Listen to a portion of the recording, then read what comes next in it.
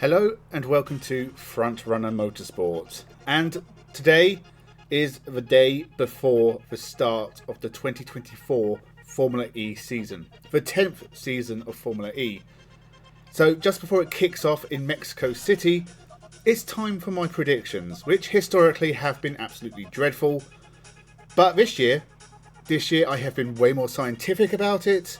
I have studied past championships. I've seen where these people have finished in previous Formula E series.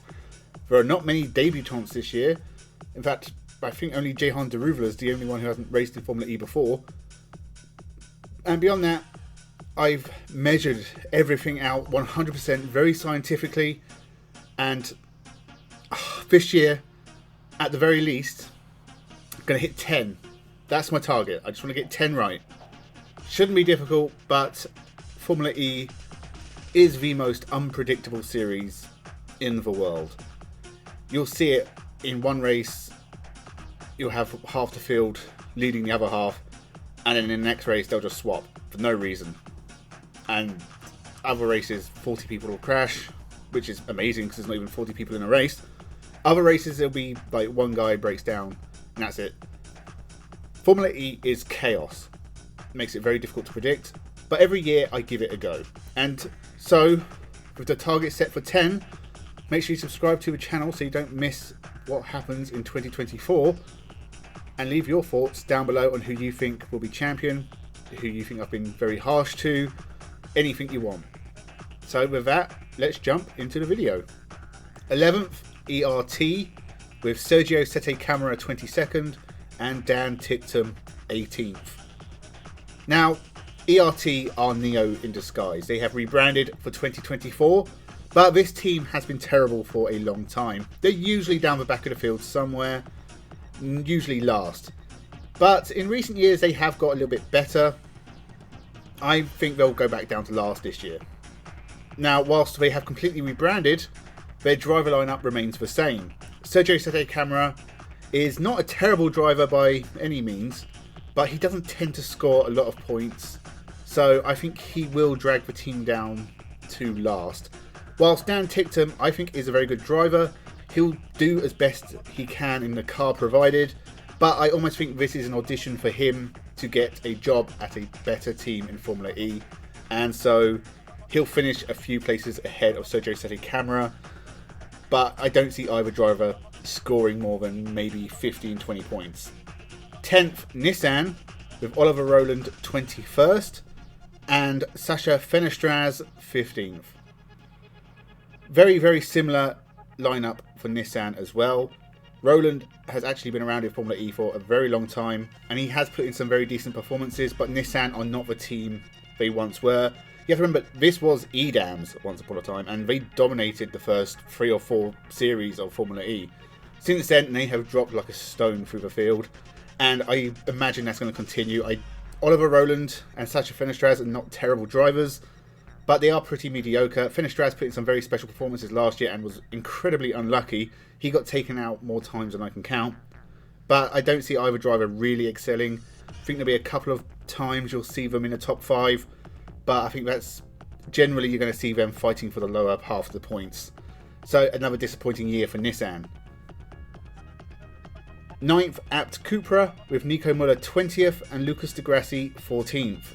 It's an amazing coup for Abt Cupra to bring back Lucas Di Grassi, who of course raced for Abt Audi. Again, during the early days, they were a dominant force together, but Abt Cupra is a different kettle of fish. They struggled on their debut year last year, and it's going to be tough again, but I think Lucas Di Grassi will push them forward a little bit. I do think he is a class driver, but he's going to be held back by what's provided for him. And he'll do the best he can, but I think, again, he's going to be a midfield driver. Whilst Nico Müller, again, not a bad driver by any stretch, but I think he is going to struggle. And 20th, it might be a little bit unfair, but I think he is going to be around there. 8th, Mahindra, with Nick De Vries 19th and Eduardo Mortara 13th. Oh, Nick De Vries. I do feel sorry for the man, because start of last year, it looked like he had the world in his hands. He was debuting in Formula 1 with AlphaTauri, and it honestly looked like he could go on to have a long Formula 1 career. Did not work out for him. He got the boot after some bad performances. As I've said constantly on this channel, slagging off Red Bull after you got the sack, bad mistake. That's going to put a lot of people off. But he has got a job at Toyota in the World Endurance Championship, and to be honest, that should probably be his main focus, because Mahindra are a midfield team. They've always been a midfield team. They will be a midfield team again. And I think Nick de Vries is going to find this a lot harder than when he was driving for Mercedes.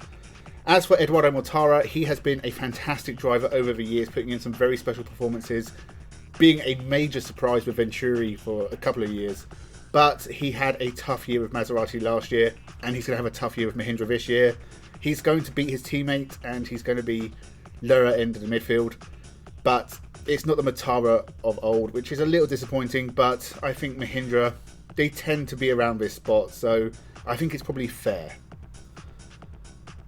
7th, McLaren, with Jake Hughes 17th and Sam Bird 11th. This team I'm a little bit worried about, because McLaren, they could finish a lot higher. Sam Bird is a very capable driver, but again, last couple of years he seems to really struggle. He took out his teammate Mitch Evans at Jaguar, I think 3 or 4 times last year. It got a little bit embarrassing. I'm not surprised that he left Jaguar for another team. McLaren could do a lot worse than him, but this is not, again, the Sam Bird of old. He has struggled for results the last couple of years. As for Jake Hughes, I was very harsh on him last year. I did not expect a lot from him, and he did better than I thought. He did get a couple of pole positions. He was at the front of the field a lot, but he tended to drop down the fields during the races. And again, I'm just not really expecting much from him. He is a very mediocre driver. So 17th, but he could surprise. Sam Bird, again, 11th. Honestly, he could go either way. 6th, Maserati, with Jehan Daruvala 16th and Maxi Gunter 7th. This might seem really harsh on Jehan Daruvala, but as he is debuting in the series and he's the only driver in the field debuting in Mexico, it's going to be really hard for him. He's been racing in Formula 2 for the last 3 or 4 years. This is a different kettle of fish. I see mistakes coming, and he has not been a perfect driver at all during his time with junior formulas. I did have a lot of hope for him at one point. I think I said back in his Formula 3 days at Prema that he was a really good driver, and if he could get decent results in Formula 2, he could go somewhere. It's not worked out for him. He's been punted sideways to Formula E, and I think he will struggle in his first year with Maserati, who are not an entirely stable outfit. They got better as the year went on, but there's no guarantee they're going to be that at the start of 2024. Maxi Gunter, I think, will have a good year. He put in some real surprise performances last year. I was really impressed by the German. I've been impressed by him for many years. He had a couple of bad years in between his time at BMW and Maserati, but especially the back half of last year, Gunter was excellent. So I think he will have an excellent year this year as well. Maybe a couple of wins, but I don't see him really being in championship contention. 5th, Envision, with Sebastian Buemi 10th and Robin Freins 8th. I think this is going to be another good year for Envision, but nowhere near their championship winning year of 2023 where they took the team's title. It was embarrassing on their part that they did not let Nick Cassidy back past Sebastian Buemi. The two made contact and it basically cost Cassidy the championship, but Jake Dennis probably would have won it anyway. They just ruined their own chances is all of a driver's championship, but they did take the teams, which they should be very proud of. They have, for the last few years, had the best looking car on the grid, and they still have one of the best looking cars on the grid.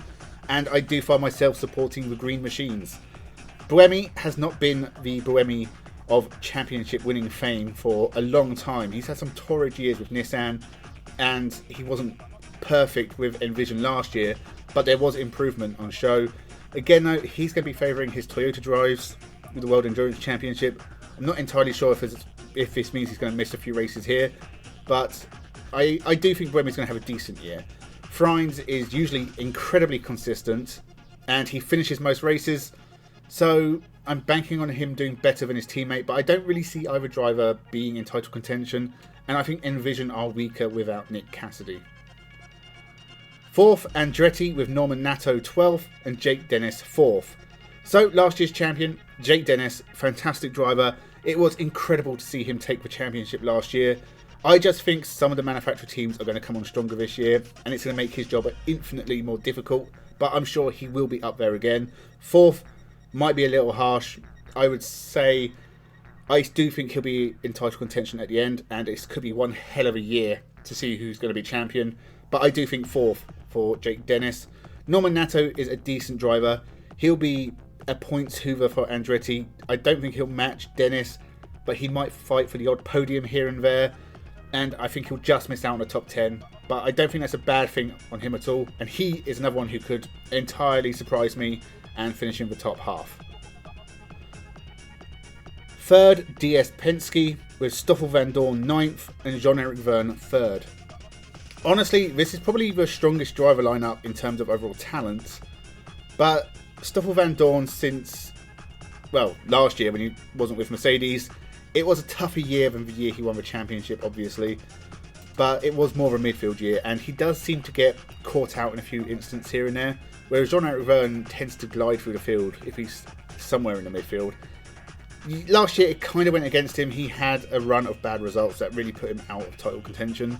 This year I think he's going to come on a lot stronger. The double champion, I think he's going to be right up there. It's going to be close, but I think he is going to finish 3rd overall. Vandor, again, he's another driver who I could be completely wrong about and he could have an amazing year. But I think 9th is a good representation of where Vandor will finish. Second, Porsche, with Antonio Felix da Costa 5th and Pascal Wehrlein 2nd.